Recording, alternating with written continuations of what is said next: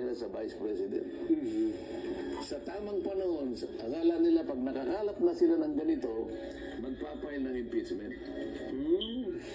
Saan magsisimula ang impeachment? Anong komite? Ay, Committee on Justice. Vice Opo. Chairman ako doon. Opo, Vice Chairman kayo ng Committee on Justice. O ba't ako tinanggal?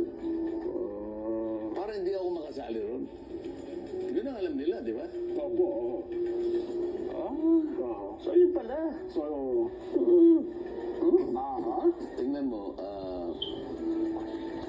etong nagsimula na paglatag ng budget, itong budget ng Vice President, di ba, sabi ko nga, kung susuriin ninyo, parang nag-iba yung patakaran, biglaan eh.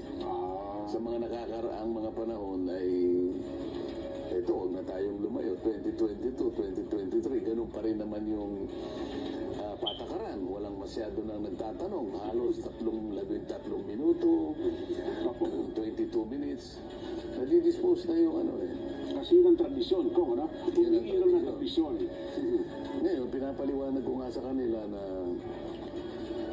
huwag nating bigla na lamang tatanggalin yung tradisyon sapagkat ito naman ang matagal na panahon nating inalagaan. Opo.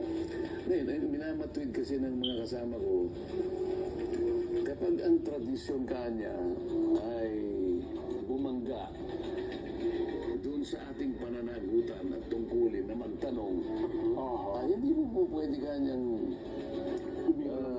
manibago yung tradisyon. Opo, opo. Eh sabi ko, hindi naman kako dapat mag-away yung dalawa na yun eh.